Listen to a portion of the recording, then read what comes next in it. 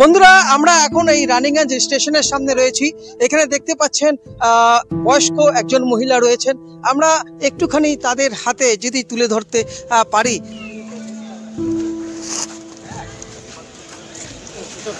জয় রাধে রাধে কৃষ্ণ কৃষ্ণ গোবিন্দ গোবিন্দ মন। নমস্কার বন্ধুরা, গৌতমের সাথে চ্যানেলে আপনাদের স্বাগত জানাই। আজকে এই শীতের রাতে বেরিয়ে পড়েছি। এই রাতের অন্ধকারে দেখতে পাচ্ছেন এখন এই মুহূর্তে আমরা রয়েছি পশ্চিম বর্ধমান জেলার এই রানীগঞ্জ শহরে, এবং রীতিমতো রানীগঞ্জ শহরে জাঁকিয়ে শীত বলা যায়। এখন রাত প্রায় 10টা বেজে গেছে এবং রাস্তায় কিছু গাড়ি তো চলছে, এবং তার সাথে আমরা আজকে যে কারণে রাস্তায় এত রাতে বেরিয়েছি, যে সাধারণ মানুষ যারা বাড়ি ঘর নেই যাদের, তারা এই শীতের রাতে কিভাবে রয়েছেন এবং তাদের জীবন যাপন কিভাবে চলে, কিভাবে তাদের এই শীতের রাত তাদের কাটাতে হয়, সব কিছুই আপনাদের সামনে আজকে তুলে ধরতে চাই। শহরের বিভিন্ন জায়গায়, সেটা বাস স্ট্যান্ড বলা হোক কিংবা station, Raniganj station, railway station, আমরা পুরো শহর ঘুরছি আপনাদের সামনে। এখন দেখতে পাচ্ছেন সেই কথা আপনাদের সামনে তুলে ধরব, তাদের কথা, তাদের জীবনের কথা। শীতকালের রাত তাদের কাছে কতটা কষ্টকর, চলুন না একবার আমরা তাদের সঙ্গে কথা বলি। আমরা চলে এসেছি রানীগঞ্জ মোড়। এই মুহূর্তে দেখতে পাচ্ছেন যেটা আপনাদের বরাবর আপনাদের দেখিয়ে এসেছি এক্সক্লুসিভ ভিডিও, এবং আজকে যে কারণে এখানে এসেছি দেখতে পাচ্ছেন সেই গরিব মানুষেরা এখানে রাস্তায় তাদের দিন কাটে, রাত কাটে। এই শীতের রাতে তারা কিভাবে কষ্ট করে দিন যাপন করছে আমরা দেখতে পাচ্ছেন আপনারাও। কিন্তু এই যে তাদের জীবন সম্পর্কে আমরা অনেককেই জানি না। একটুখানি কথা বলে নেব তাদের সঙ্গে। কি নাম আছে ভাই তোমার? ষষ্ঠী বাউরি। আচ্ছা, কত বছর ধরে এখানে থাকো? আমি মোটামুটি 6 বছর থেকে। হ্যাঁ, 6 বছর হয়ে গেল। কষ্ট হয় না? হ্যাঁ, কষ্ট হয়। খুব ঠান্ডা লাগে। আচ্ছা, তো তোমাদের জন্য কেউ কোনোদিন কিছু ভেবেছে? কেউ কিছু দেয়? হ্যাঁ, দেয়, যে যারা ভালো মানুষ তারা দিন যায়। আচ্ছা, কি পেয়েছো এখন অবধি? পেয়েছো না? এখন এই শীতে কিছু পেয়েছো 2024-এর? না। আচ্ছা, তোমার নাম কি গো? হ্যাঁ, আমার নাম মূর্তি কল। আচ্ছা, কোট্টাটি মাঝিপাড়া। আচ্ছা, তোমরা কত বছর ধরে এখানে আছো? এখন 3 বছর হয়, 5 বছর হয়। এই শীতের অন্ধকারে রাতে তোমরা এখানেই থাকো? এইখানে থাকো। খাওয়া দাওয়া এইখানে। আচ্ছা, ঠান্ডা লাগে তো নাকি? হ্যাঁ, ঠান্ডা লাগে, কষ্ট হয়? কষ্ট হয়। আচ্ছা, তো কি মনে হয় যে আরো একটা চাদর পেলে বেশি ভালো লাগবে? হ্যাঁ। তো তাই জন্য কিন্তু এখানে দেখতেই পাচ্ছেন ফিরে দেখা ওয়েলফেয়ার সোসাইটি, তাদের কথা ভেবে, এবং এখানে ডক্টর সুব্রাংশু সামন্ত যে ফিরে দেখা ওয়েলফেয়ার সোসাইটির যিনি প্রেসিডেন্ট রয়েছেন। সুন্দর মুহূর্তের ছবি, যেটা সচরাচর সবার মনের মধ্যে আসে যে কিছু করি কিন্তু করা হয়ে ওঠে না। দৃষ্টান্ত স্থাপন করে চলেছে আজকে, যেটা আপনাদের বরাবর বলে আসছি যে আমরা যদি কিছু সমাজের একটুখানি কাজ করে যেতে পারি। দেখতে পাচ্ছেন এই মুহূর্তে আমরা একটুখানি ডাক্তারবাবুর সঙ্গে কথা বলে নেব। ডাক্তারবাবু, এই যে শীতের মানুষ যারা গরিব রয়েছেন, তাদের তো দেখার কেউ নেই, কিন্তু দেখছি ফিরে দেখা প্রতিটি ওয়েলফেয়ার সোসাইটি রীতিমতো এই দিকটা ভেবেছে। কি বলবেন, কি করে মাথায় এলো যে এদের কথাও ভাবতে হবে? দেখুন, সমাজে পিছিয়ে পড়া দরিদ্র মানুষের সংখ্যাটা খুব কম নয়। একা কোনো একটি এনজিওর পক্ষে সেই দায়িত্ব নেওয়াটাও খুব অসুবিধাজনক।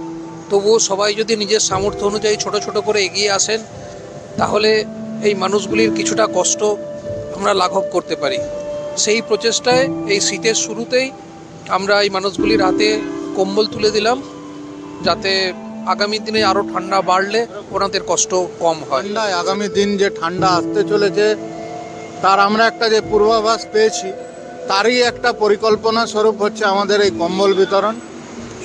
আমরা মোটামুটি আমাদের যা টার্গেট আছে তাতে আমরা 300-র উপর কম্বল অলরেডি করতে পেরেছি।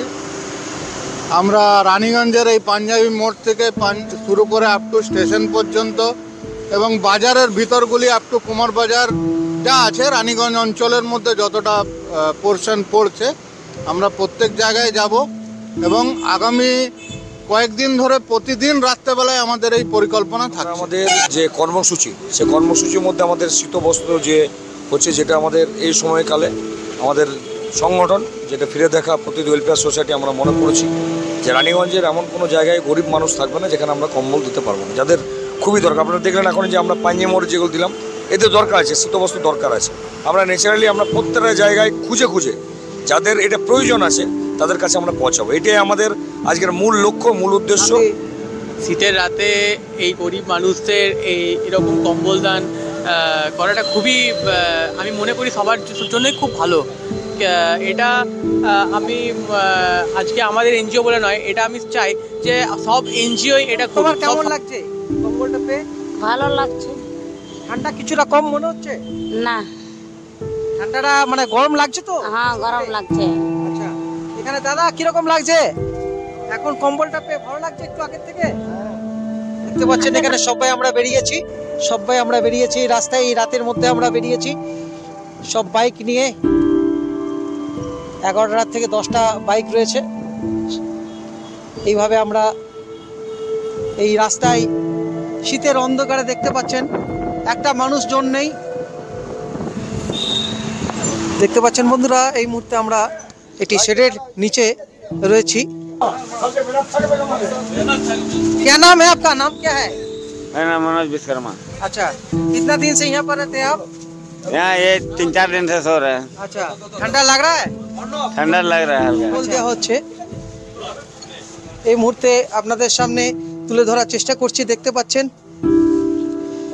आपको अभी ठीक लग पहले रहा से है, ठीक लग रहा है। এই যে বন্ধুরা দেখতে পাচ্ছেন এত এত কম্বল, আরো অনেক কম্বল রয়েছে। প্রচুর মানুষ দুস্থ যারা রয়েছে, এখানেও দেখুন কম্বল, প্রত্যেকের গাড়িতে বাইকে কম্বল রয়েছে। এবং আমরা আজকে যে এই রানীগঞ্জের বিভিন্ন যারা দুস্থ রয়েছেন তাদেরকে এই শীতের থেকে কিছুটা যাতে বাঁচানো যায় সেই জন্য কিন্তু এগিয়ে চলেছি। দেখতে থাকুন গৌতমের সাথে। দেখতে পাচ্ছেন বন্ধুরা বস্তা নিয়ে, সে কিন্তু আগে যখন কম্বল ছিল না, কিন্তু বস্তাটা আমরা দেখিনি, যে কম্বল যখন ছিল না কত কষ্ট, সে একটা বস্তা নিয়ে শুয়ে পড়েছে, বস্তা ঢাকা দিয়ে। দেখতে পাচ্ছেন এই মুহূর্তে একটা সিমেন্টের বস্তা রয়েছে এবং এত কষ্টতে সে পেয়েছে এই শীতে। क्या नाम है आपका? रवीन। कितना दिन से यहाँ पर रहते हो? ठंडा लगता है बहुत? अभी कैसे लग रहा है कम्बल मिलने के बाद? अभी ठीक है। তো বন্ধুরা দেখতে পাচ্ছেন এর থেকে বড় কিছু আর হতে পারে না। এই মুহূর্তে এই কম্বল পেয়ে সে রীতিমতো তার যে শীতে জাকিয়ে শীত পড়েছে তার কিছুটা হলেও রিলিফ পাচ্ছে, এর থেকে বড় কিছু হতে পারে না। বন্ধুরা আমরা পাঞ্জাবি মোড় থেকে শুরু করেছিলাম, এখন চলে এসেছি রানীগঞ্জ রেলওয়ে স্টেশন। আপনারা দেখতে পাচ্ছেন এই মুহূর্তে স্টেশনেও কিন্তু প্রচুর মানুষ আছেন, দুস্থ মানুষ। এই দেখতে পাচ্ছেন এই শীতে কিন্তু তারা কাঁপছে এবং এই মুহূর্তে ডাক্তারবাবু তাদেরকে এই কম্বল দান করছেন এবং তাদেরকে এই যে ফিরে দেখা ওয়েলফেয়ার সোসাইটি যেভাবে কাজ করে চলেছে নিঃশব্দে বিপ্লব। বন্ধুরা আমরা এখন এই রানীগঞ্জ স্টেশনের সামনে রয়েছি। এখানে দেখতে পাচ্ছেন বয়স্ক একজন মহিলা রয়েছেন। আমরা একটুখানি তাদের হাতে যদি তুলে ধরতে পারি, দেখতে পাচ্ছেন এই মুহূর্তে সব থেকে বড় সেবা।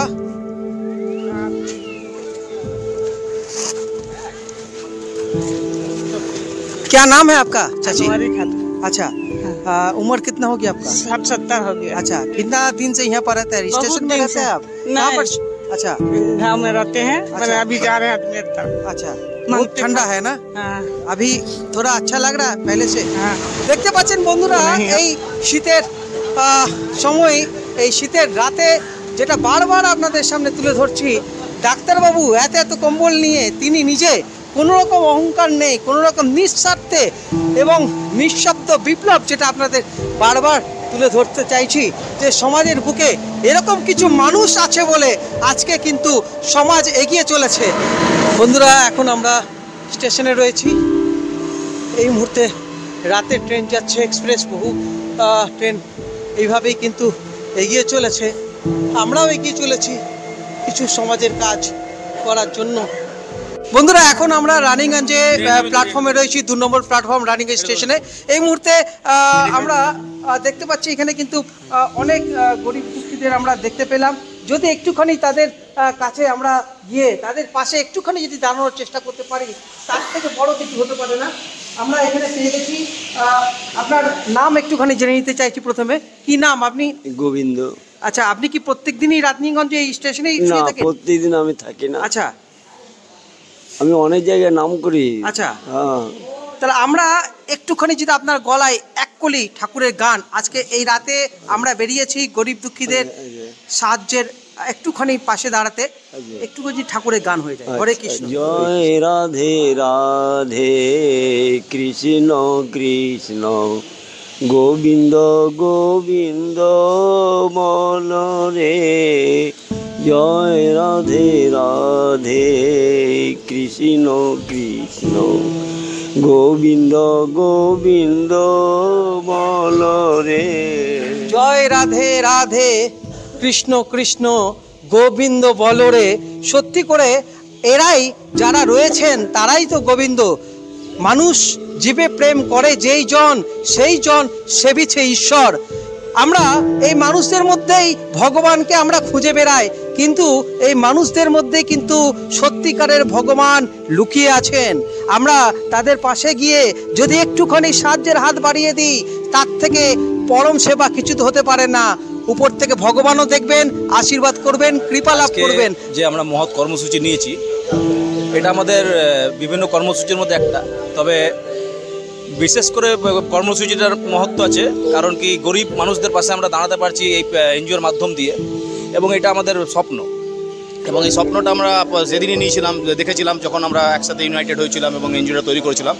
তখন থেকে আমাদের একটাই স্বপ্ন, যে কী করে গরিব মানুষদের পাশে দাঁড়ানো যায় যে কোনোভাবে। এবং আমি আপামর জনসাধারণকে এটাই বলবো যে আপনারা পারুন, চেষ্টা করুন, পারবেন। চেষ্টা করলে সবাই পারবে। একদমই সুরজিৎদার কথা রেস ধরে আমি আজকের এই ব্লগ শেষ করছি। আমি আবার সবাইকে ধন্যবাদ দিচ্ছি, এবং ডাক্তারবাবু সেই প্রথম থেকে শেষ অবধি তিনি ছিলেন এবং আছেন, থাকবেনও। এবং আপনারা যারা দেখছেন ওপারে, তারাও কিন্তু একটুখানি যদি গরিবদের আমরা সাহায্য করতে পারি, একটুখানি এগিয়ে যেতে পারি, এর থেকে বড় কিছু হতে পারে না। বন্ধুরা, আপনারা সবাই ভালো থাকুন, সবাই সুস্থ থাকুন এবং কিছুটা সাহায্য করুন মানুষদের, গরিব দুঃখীদের। ধন্যবাদ, ভালো থাকুন।